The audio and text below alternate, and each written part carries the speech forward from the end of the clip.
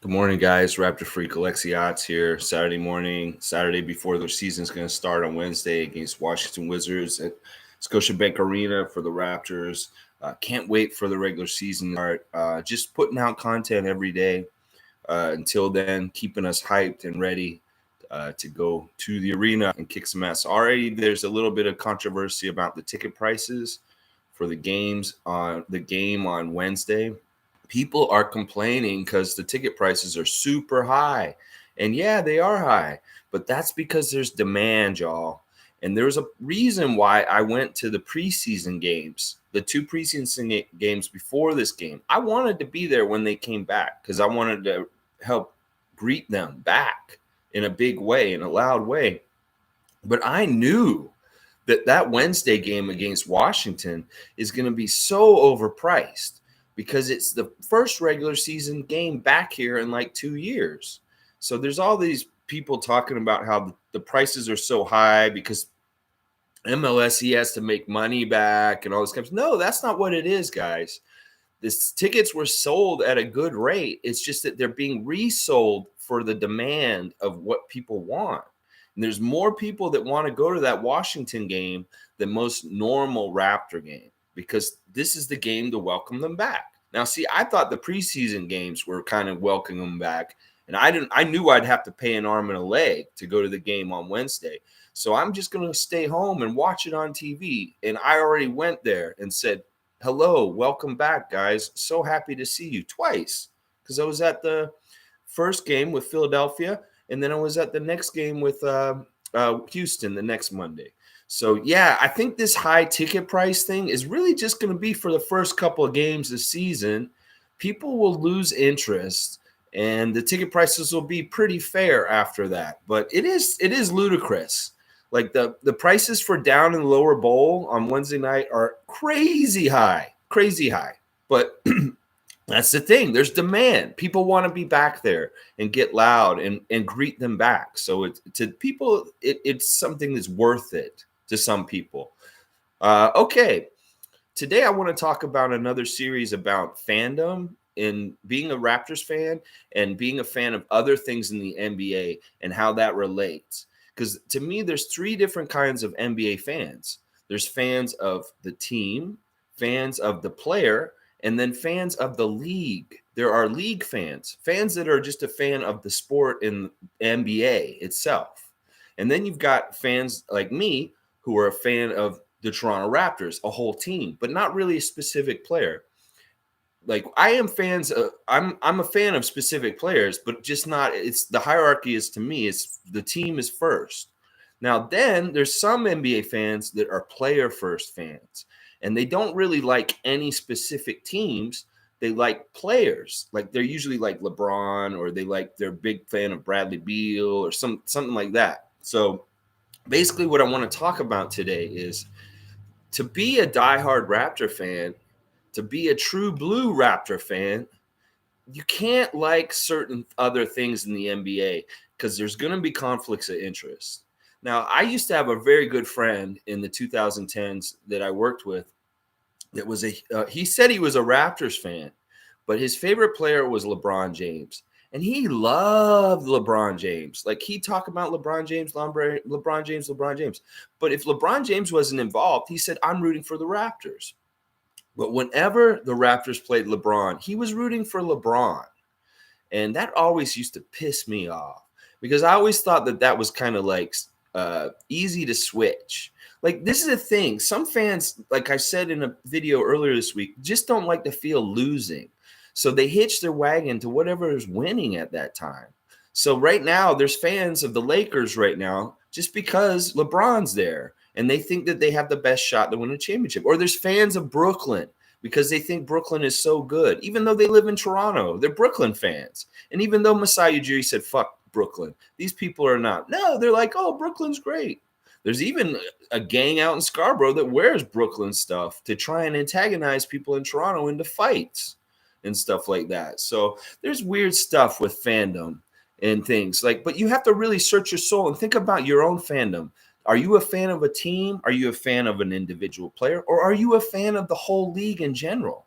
Because I've found some very rabid NBA fans They get mad at me when I start talking about how the league is rigged, how there's collusion, how the refs have been crooked at times, how they've helped LeBron, all this stuff. And they get mad at me. They're like, no, the game has integrity. The NBA is above all that and stuff like that. Well, I used to feel like that too when I was younger. But like in the last 10, 15 years, I've become very jaded about the NBA and its motives profit-wise and why it does the things that it does with marketing and big superstar players, and even translates into the game with a little bit of ref manipulation.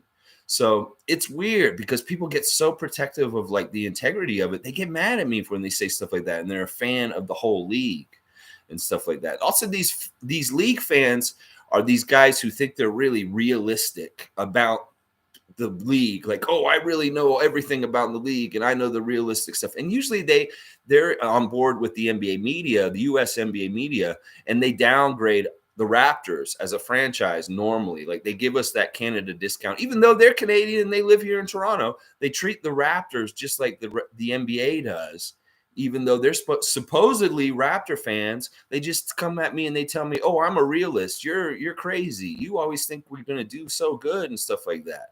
I don't like that kind of fan that thinks that they're such a big NBA fan that they're realists and they buy into the whole NBA narrative, no matter what they're pushing down their throat. So those are negative fans to me. Those are fans that, like, if you feel like you need to defend the NBA against me because I think that it's crooked, you know, you know, why are you feeling like you have to defend me? You should just laugh at me and say I'm a conspiracy nut. But maybe you're defending it because you feel like maybe I might be right a little bit. I don't know. Okay, let's talk more about this LeBron thing, because LeBron really is the biggest fan thing. Like there's a lot of Raptor fans that have LeBron as their favorite player. And I'm okay with that. You can love LeBron. You can respect LeBron. You can like LeBron. You can think that he is the greatest of all time, even though we know it's Michael Jordan. Come on, guys. But anyway, but you have to root for the Raptors over LeBron. Like if you're watching a game at home and LeBron's playing the Raptors, you can't root for LeBron. And you can't afterwards, if LeBron beats us, be like, oh, I'm glad that LeBron won or anything like that. No, you have to be mad that the Raptors lost to LeBron. You have to be mad because of all the years of the playoffs that Kyle and DeMar had to go through against LeBron in the 2010s, and all the disappointment and all the domination of LeBron over our franchise was really annoying. And people would put up stuff like LeBronto, like for the Toronto sign and all this kind of stuff. It was really annoying. And part of it was Raptor fans that were also LeBron fans who turncoated on us and would be like gloating against us, even though the next day they'd be like, I'm a Raptor fan, but I like LeBron. You're playing both sides. And honestly, to me, that's like spineless. You know, you get a spine and take a side and stand by your side. You know, that makes me mad. These fans that have to switch around their team fandom. Like there were a bunch of Warrior fans a couple years ago, but where did they go after the Raptors beat them in the finals? They went away. Like there's people that used to be big Golden State Warrior fans, but because they're not as good as they were since we beat them, they jumped off the bandwagon, and now they're like, well, I'm a Laker fan. You know, don't be a flavor of the month kind of like fan where you switch around and stuff like that. I can understand watching other basketball teams and appreciating what they're doing and like, wow, I respect Denver. They're really doing cool stuff or stuff like that. But don't be like, oh, I'm on this team now because I feel like this team has the best team to win. Those people that do that are just annoying. They're like, anyway. The other thing I want to talk about with this is East and West Coast teams.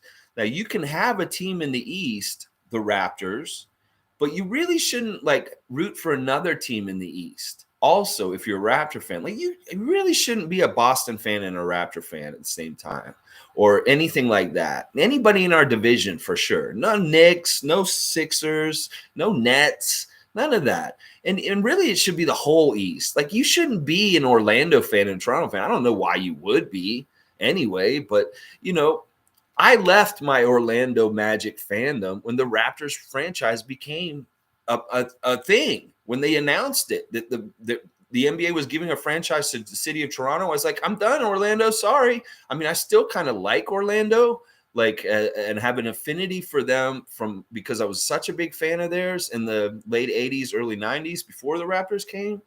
But I left them. Because I knew it was a conflict of interest to root for the Raptors and the Magic at the same time. Now on the Western Conference, I have a Western Conference team that I've rooted for since the 80s. I've rooted for them since the beginning of when I was an NBA fan, and that's the San Antonio Spurs. I've been a fan of the Spurs since like when they drafted David Robinson, and way before the Raptors were around. And I have a Spurs starter jacket, like from back then. And I'm a big Spurs fan. I love the Spurs. But when they play each other, I root for the Raptors. But in the Western Conference, I'm rooting for the Spurs to get to the championship, to get to the finals. And, that's different, though. And the Spurs are a team you can kind of like jive with the Raptors. DeMar went there for a couple of years when we traded him there. And that was even better for me because I was like, wow, DeMar, I love DeMar, but I love the Spurs. So I was so glad DeMar was on the Spurs for the last couple of years. Now, I'm not a big fan of the Bulls. So him being on the Bulls, I kind of like them a little bit more just because DeMar is there. But I'm not really rooting for the Bulls to do well this year. If the Bulls don't do well this year, I'll be happy. Yeah. But that's the thing. You've got to really analyze your allegiances. Think about which players matter to you and which teams matter to you. For me, it's very cut and dry, simple. It's these guys. I'm Toronto Raptors fans only, baby. This channel is Toronto Raptors fans only. I mean, other fans of other teams are going to watch this and they're going to think I'm hot garbage and they're going to be laughing at me. I don't care. I'm doing this for Raptor fans. And I may sound crazy to every other fan in the league, but as long as Raptor fans, are with me and we're talking about the stuff that pertains to our team, that's all I care about. And I don't even want halfway Raptor fans. I want the full real deal all in with this team. We're riding for decades through all the good and the bad.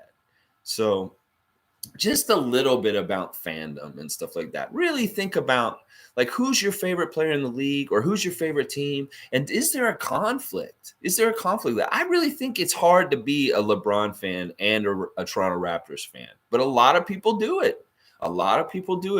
It's because they love them and respect them, but this is their city that they live in, and they love their team that they grew up with.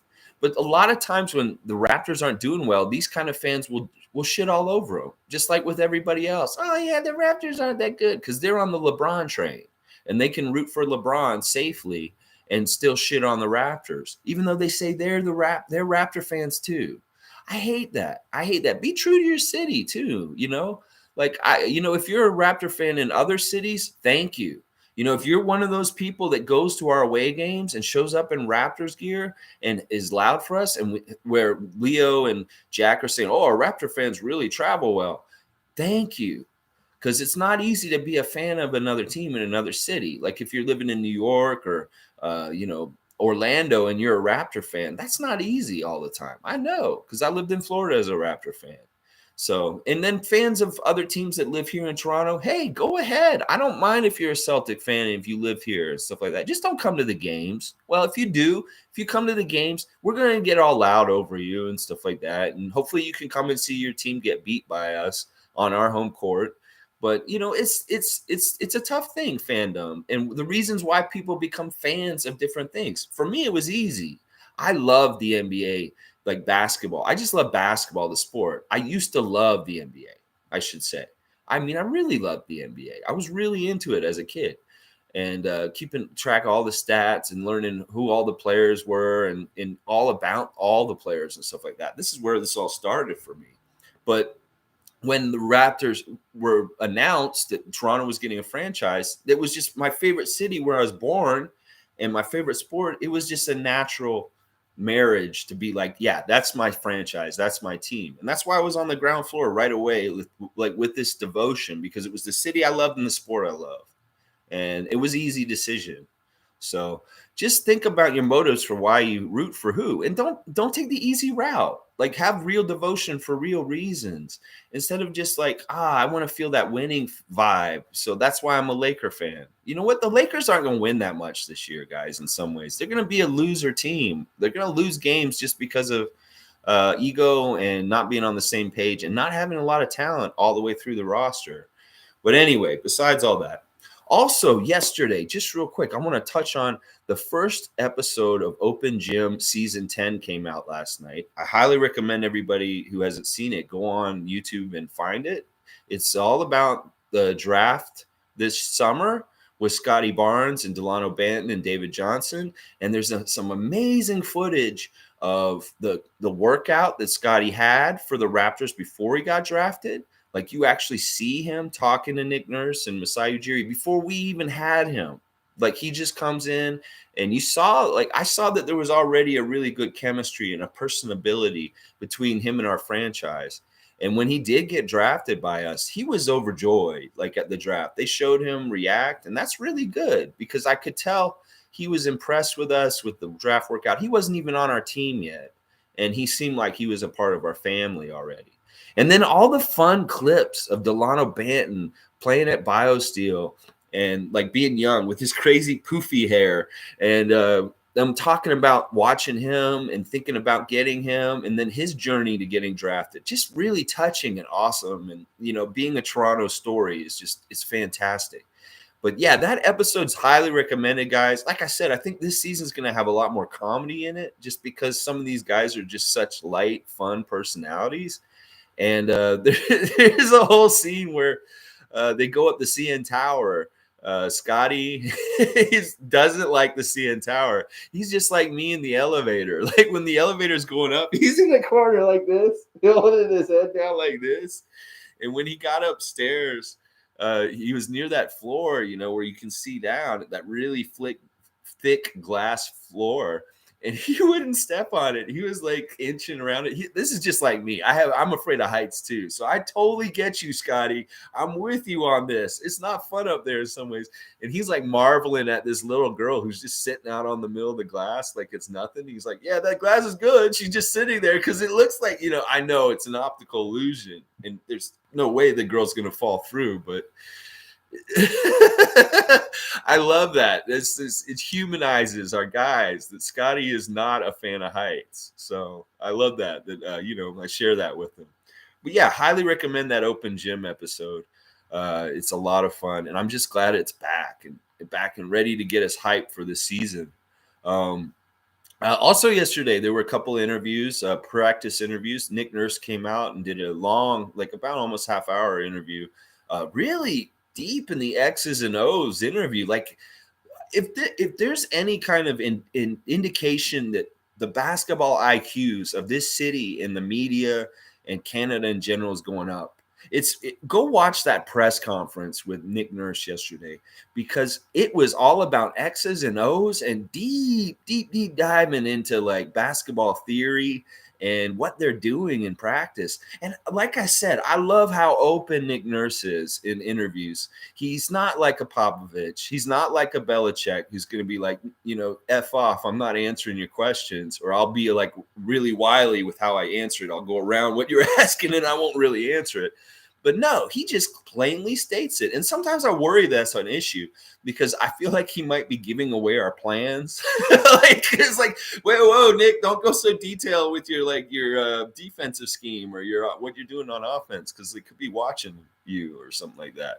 But yeah, that Nick Nurse half-hour press conference after practice yesterday was deep on the basketball theory and the X's and O's. So anybody who really understands that kind of stuff and wants to go watch that, because he tells us straight up what he's doing specifically in practice right now to set up the team and how he wants them to run. And his openness is awesome. And then there was an interview with Banton yesterday, and he's just, man, if there's a heart of Toronto on this team, it's Banton. Banton is our heart, because this kid, what he said yesterday. All right, I'm getting a little emotional. What he said yesterday, it slipped. He said, Toronto fans are the best. We really get out there. Because he said because he's still a fan, y'all. He's still that little kid that's been coming to see the Raptors at Scotiabank Arena for 10 years. He knows what it's like to line up in the line to get in. He knows what it's like to try and get a jersey at Real Sports. He knows what it's like to do all the fan things here in Toronto specifically. So that's like really cool. We've got a fan of the team who grew up with the team who's from here on the team. He's one of us. It's one of us on that team now. And I think that that's really special. And we shouldn't take that lightly. That's awesome because it is. We're Toronto, baby. And Delano is Toronto too. And it's just, I get emotional about Delano because I see the Toronto fan in him and what he's doing now. And it's beautiful. It's just beautiful, man. I'm just so glad he made the league and he's on our team because he really, really appreciates it. We know that. Anyway, I'm going to stop being emotional. All right. I guess nobody's on here with me today to interact with any questions or anything. So I'll just wrap it up right now. Yeah, we're just getting more and more days closer to the season starting and seeing the real team against Washington with the real schemes and none of this wild, crazy plan. And I'll be back tomorrow with another video. I'm not sure exactly what I'm going to talk about. I'm going to think of a topic today or maybe just react to things. They're not going to decide on this roster spot until Monday. It's going to be a little bit still. And they need to take their time with this because there's still things they're trying to figure out. They may decide it because of things in practice over the next 2 days because it's so close between Bonga, Decker, and Wainwright. So we don't know when it'll be. I'm thinking it'll be either late Sunday night or first thing Monday morning that they announce this. So, all right, guys, just win, baby. Go Raptors. Let's hope that they continue to have great practices. Shooting school is at night, and things are going good with that. The youngsters, Alex and Josh Hall, are here in Toronto playing and working out already. And, we expect Reggie Perry right back soon. And things are good in Raptorland. They're just only going to get better because we're going to improve. We're going to synergy meld together, and we're just going to roll over teams this year in the NBA. Trust me. All right, y'all. Have a great Saturday. Watch Open Gym. Seriously, it's a really good first episode.